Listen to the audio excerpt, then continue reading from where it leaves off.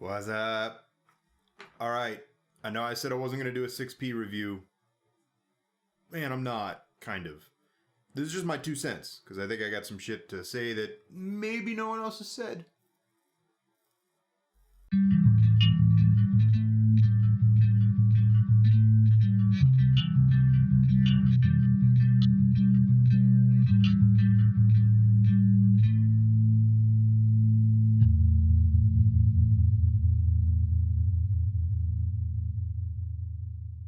So the 6P, yeah, everyone and their mother did reviews on them.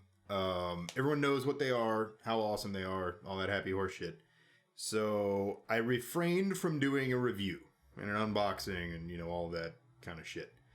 Because it's been done, it's kind of played out, everyone knows, no need.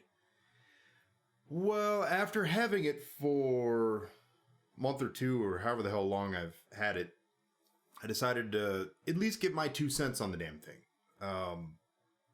I love it. It's awesome. Great fun. But here's why.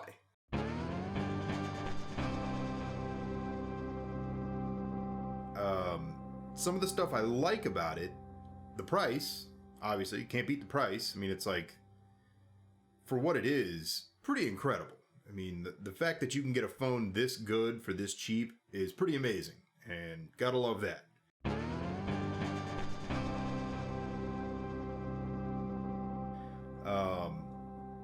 The speed of it, I haven't used a phone so snappy before.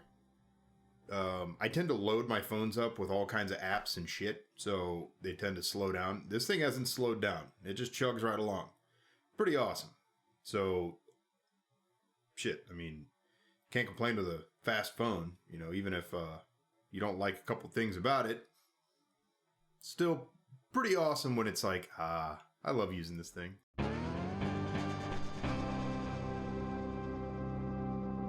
The fact that it's unlocked is very cool. If I want to take it to another carrier, like Fi, I can. The fact that it works on Fi at all is another cool selling point, but more on that in a moment.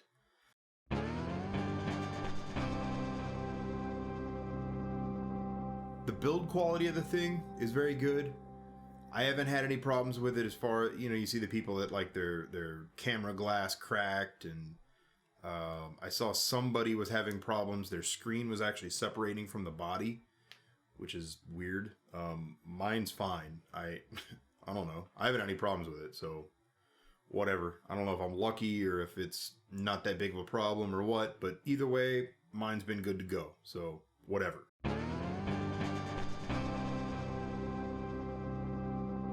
Another thing I love about it, the camera. Oh, the camera is so good. Double tap power button, it opens right up. It's fucking sweet, man. It takes great pictures, especially the lens blur setting. You can actually get some really cool, it's called bokeh. It's like the stupidest word ever. God, I hate that word. But it's when there's the background's out of focus and then the foreground or the subject or whatever's in focus. You get it a lot of the time with like DSLRs and stuff. That's why if I go like this, it goes all out of focus and the stuff behind me is a little bit out of focus. Granted, my aperture is only at 4.5 instead of 2.5 like I would like, but this lens is a piece of shit. The camera on the 6P actually does that. It does it in a kind of interesting way, but the pictures look great. It takes great pictures, takes pictures very quickly, which is good. The video is amazing, like 240 frames per second. So cool. It does make it darker, obviously. I mean, your frame rate is ludicrous, so that is to be expected. If you don't want the super, I just heard my phone. If you don't want the super dark, how the 240 will make your stuff like really, really dark, you can do 120 frames per second and still get really, really good results. It doesn't make it a whole lot darker, and if you really wanted to, you could plop it in like Premiere Pro or something like that and stretch it a little bit and get pretty close to the same effect without having the darkness. But it's a workaround. All in all, the camera's badass, like really, really good. Plus being able to I use an app called ProShot, and it gives you DSLR like controls, kind of, where you can do aperture and shutter speed and all that kind of noise. But the really cool thing about that app is that it actually shoots RAW, which is awesome. Because then I can plop it in Lightroom and make, good pictures. So very, very cool. All in all, the camera is badass. The fact that the thing is open, unlocked, it's a vanilla Android thing, so ProShot works pretty well on it. A little bit buggy, but all in all, just badass. Gotta love it.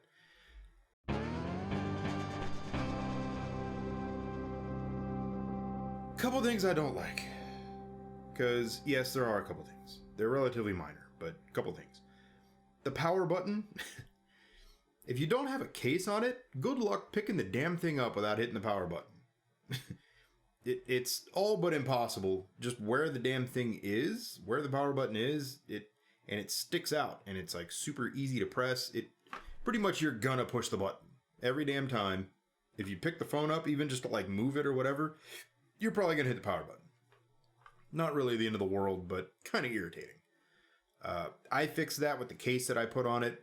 It adds a little bit of stiffness to it, so it's fine now. But man, when I first got the thing, I was like, fucking thing, stop hitting the power button.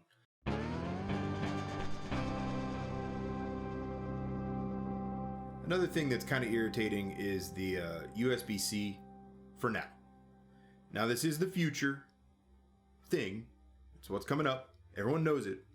So for now, it's a little bit irritating, but as time goes on, it'll be a moot point. It'll turn into the next USB Mini where it's everywhere and everybody has it and it's on everything. Won't be a big deal as time goes on, but for now, it's a little bit irritating. I got in an Uber yesterday and he's like, oh, I got a, power cable for your phone if you need it. And I'm like, no, you don't. Unfortunately. And he's like, what? Had to explain to him what the USB-C was because most people haven't seen it. It's still really new. It charges fast. It's cool being able to reverse it and everything. And I know it's coming. It'll be a thing soon. So not really the end of the world, but a little bit of a pain in the ass at the moment. So, whatever.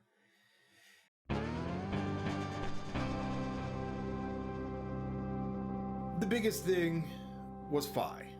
I had high hopes for Fi. Project Fi kind of let me down in a way. I mean, it works. It's okay. It just doesn't work very well. Yeah, not that good. Workable, but that kind of bothered me. It's cheap and flexible and all that shit, but the fact that it's just so inconsistent. One minute I'll have network that's awesome, the next minute it's doing like the little 3-dot thing on the looking for service, I guess. I don't know. Ridiculous. I live in freaking Phoenix, for God's sake. I'm not out in the middle of nowhere. I'm in a big city and it doesn't work. It's kind of no.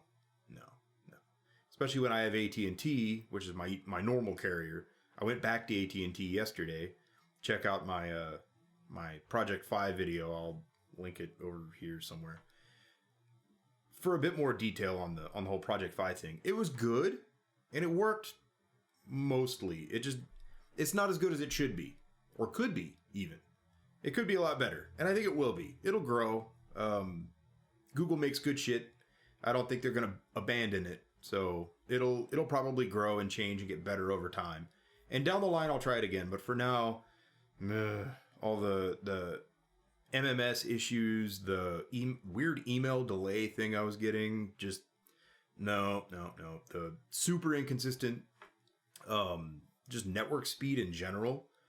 I was on 3G in some places. I'm like, dude, all in all, I love the 6P. It's amazing.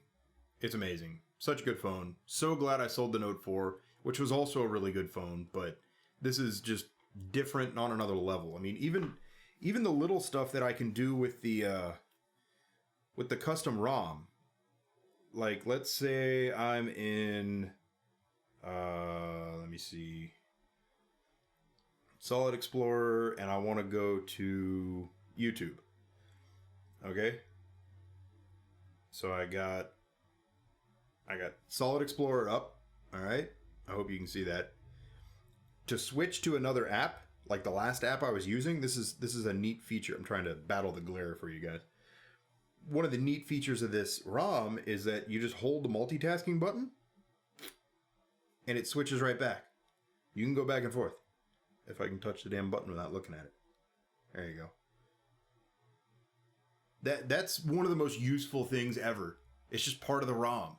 Because the phone's unlocked, I can put whatever the hell ROM I want on it. I put this the pure ROM on it, and that's one of the cool little things. I use it all the time. It's a great feature. Can't do stuff like that on the Note 4 or any of the Samsungs for that matter. Hell, most of the phones on the market, as far as I know, Samsung wise, can't root them. It sucks. So all in all, the damn phone's awesome. Love it, love it, love it. Highly recommend it. If you guys have any questions or anything, let me know. I am working on the shit, what the hell is it called? Viper, I believe. Viper for Android. I'm looking into that by request. Viper for Android. Somebody posted asking if I had any experience with it, or if I had used it, or if I could get it to work, or any of that kind of stuff. The short answer is no. I never heard of it before, but after looking into it, it actually looks pretty interesting. I'm a big sound guy and musician and stuff, obviously. So all the audio stuff is pretty interesting to me. So I decided to kind of check it out for him. That and there was one other thing I'm looking into for somebody. I don't remember. I have it written down. But I am working on stuff for the phone still. So this series won't be over. Not quite yet anyway. But if you guys have other stuff you want to see or ask or want to know about or whatever, let me know. Happy to do it. Time is rather pressed at the moment, but I'll do it when I can get around to it, because not only do I work full time, I volunteer with the Greyhound Guild and the Greyhound Adoption Agency, and I'm a full-time student, and I have other hobbies other than this, so busy, but please let me know. If you got anything you want to see, if you got anything you want to know about, let me know. I'll get to it eventually. It's in the works, but in the meantime, like, share, subscribe. You know the drill. All that happy horse shit. Just do it. Just do it. Bye.